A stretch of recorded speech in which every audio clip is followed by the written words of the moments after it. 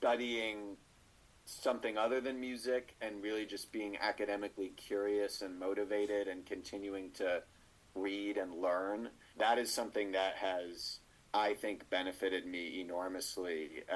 I think it's a really important element of being a well-rounded musician, a well-rounded colleague, a collaborator.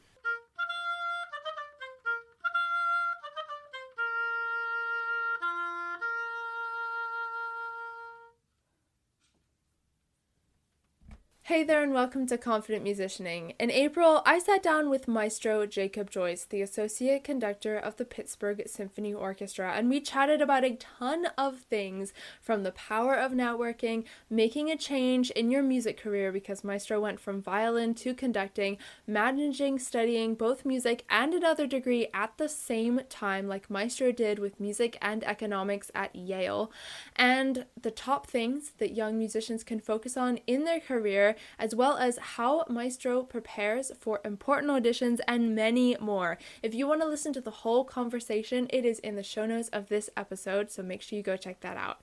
But let's be honest, sometimes listening to a longer podcast episode can be difficult. Maybe you are busy or you're somewhere that you have to be, and just a 45-minute episode might be too much. So today we are just taking a bite-sized piece from this 45-minute episode, and we are diving into one part of the interview. And that is studying both music and economics at Yale and finding a life outside of music. So let's dive in.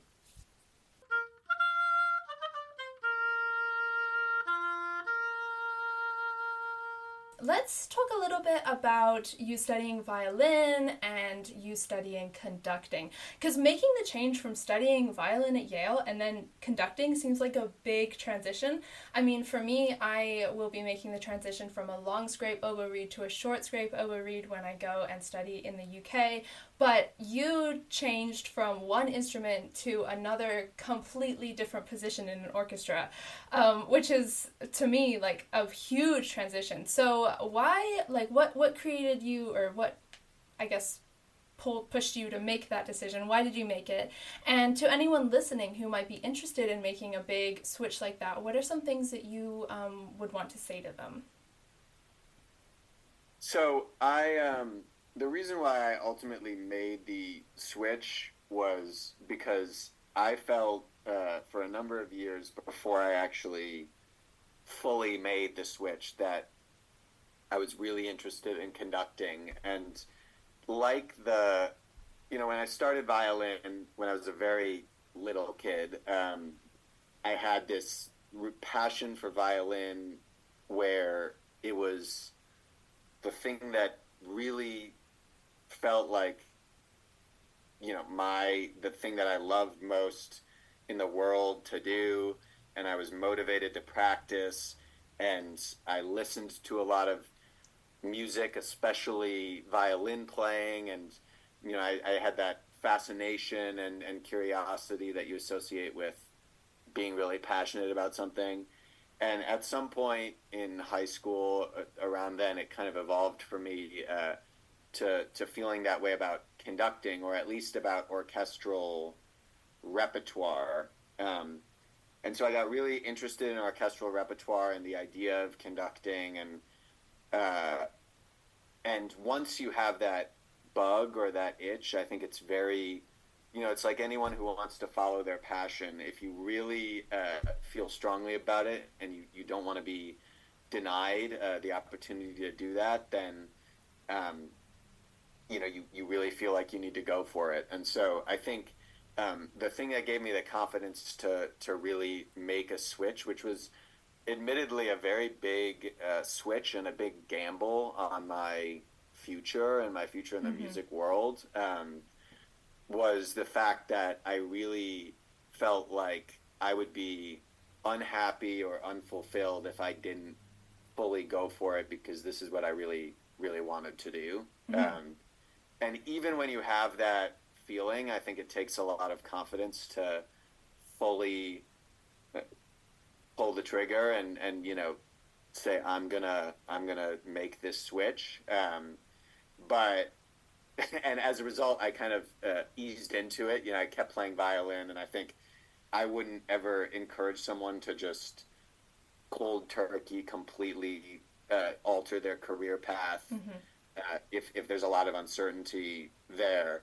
But I do think, if there's something that you're really passionate about, and you really want to go for, and you feel like you have that drive and that ability to outwork everybody else because you just love it so much, then um, I am a firm believer that it's worth it to take that leap and try to make a big switch like that if it's the right thing for you. I think you know what's important is that you really have to feel like you couldn't do anything else, because you need that kind of fire to encourage you to keep working, keep practicing, keep studying, so that you can always be on the very top of your game.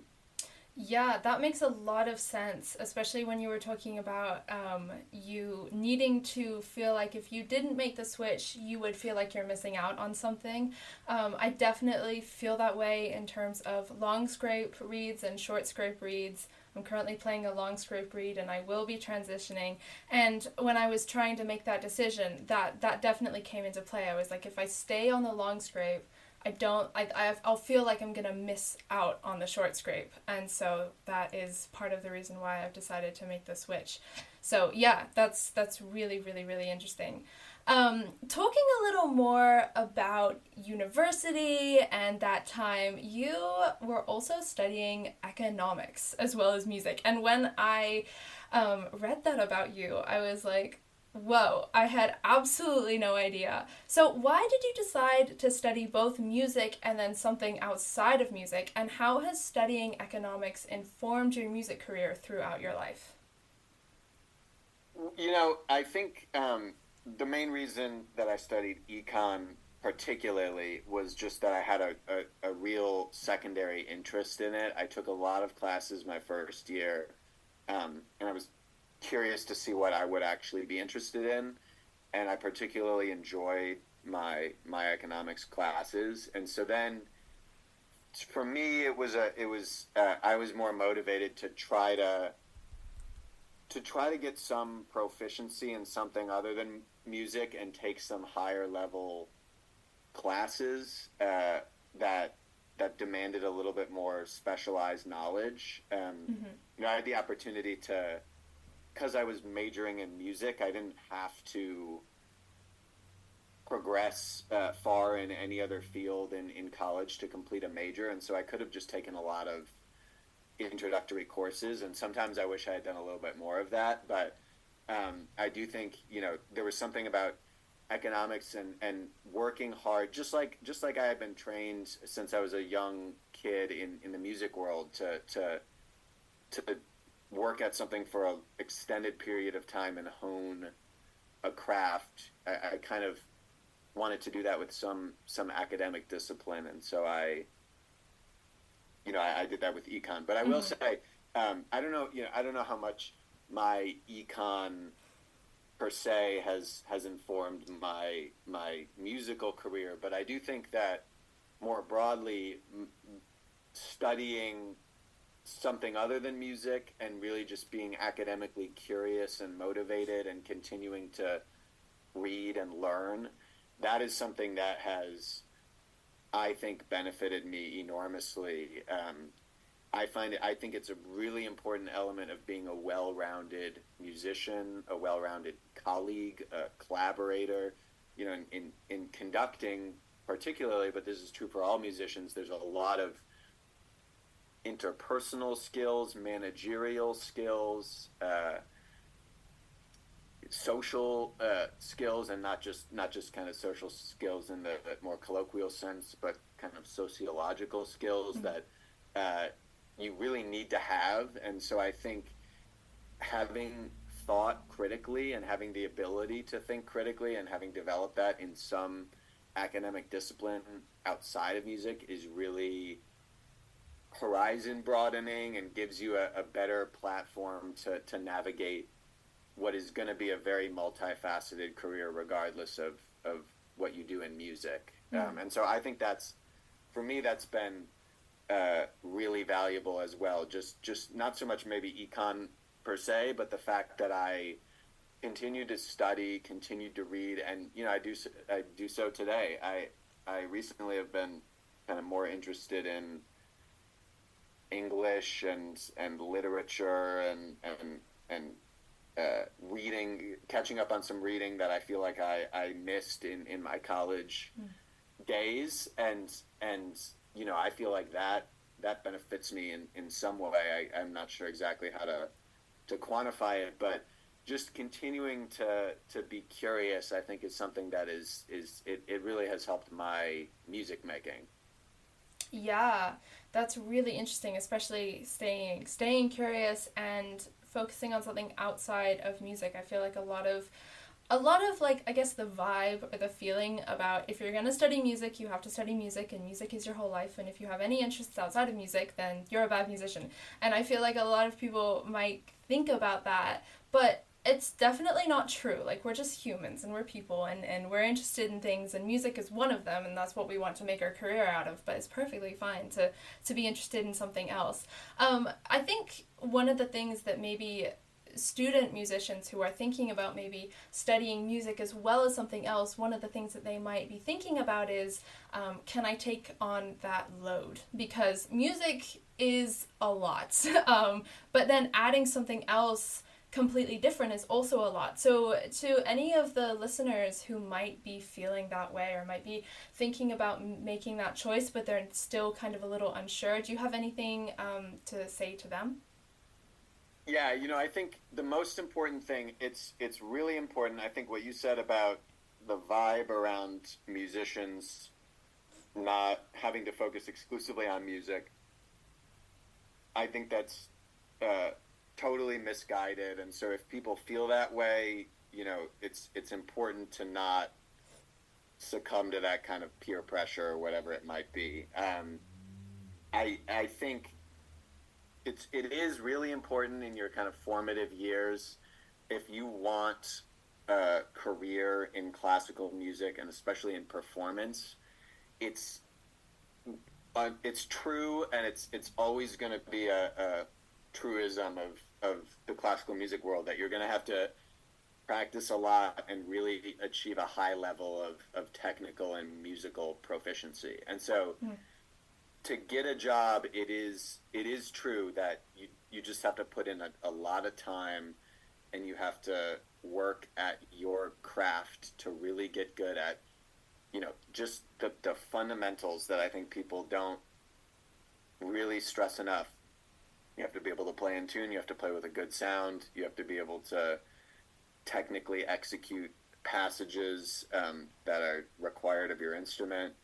And so those things, that takes a lot of time and a lot of practice. Mm-hmm. That being said, I think one of the biggest issues for young musicians is that they don't practice particularly efficiently. And so I never understood personally. I mean, I know everyone's a little bit different, and you know, people take different amounts of time to learn things, but I personally did not practice 4 hours a day Mm-hmm. consistently ever. It didn't feel to me like that was even valuable and that I was getting good returns on my time. Mm-hmm. What I did was that I would practice an hour and a half a day, maybe, but I actually had a really clear plan every day that I practiced of what I wanted to do to get better. And it wasn't just going through the motions or playing stuff. I wanted to see by the end of the hour and a half that that was like worth my time. I Mm-hmm. hadn't just burnt 4 hours in a practice room, and I had improved in some very tangible way. And so I do think I practiced comparatively very efficiently, and that gave me some extra time to do all this other stuff. And Mm-hmm. I think that more musicians have that ability than maybe they give themselves credit for. I think if you don't want to be hard on yourself, but you just want to look um, look at your practice sessions really objectively and say, am I really maximizing the use of my own time? Mm-hmm. And if there are areas that you can expedite the process or you're focusing too much on things that are really not helping you with those fundamentals of, am I just getting better at my instrument? Yeah. Then maybe it's worth reworking a little bit, because you want that time to do other things.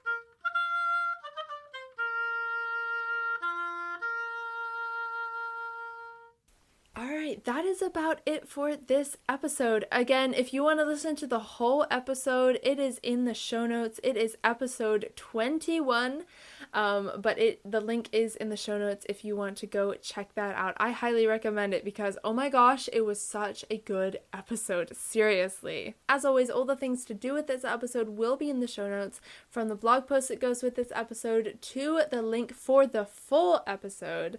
Make sure you do yourself a favor and check out these show notes, because let's be honest, there's some good stuff in there. And if you want to show your love and support for the Confident Musicianing podcast, make sure you give it a follow, and I will see you in the next episode. Bye bye.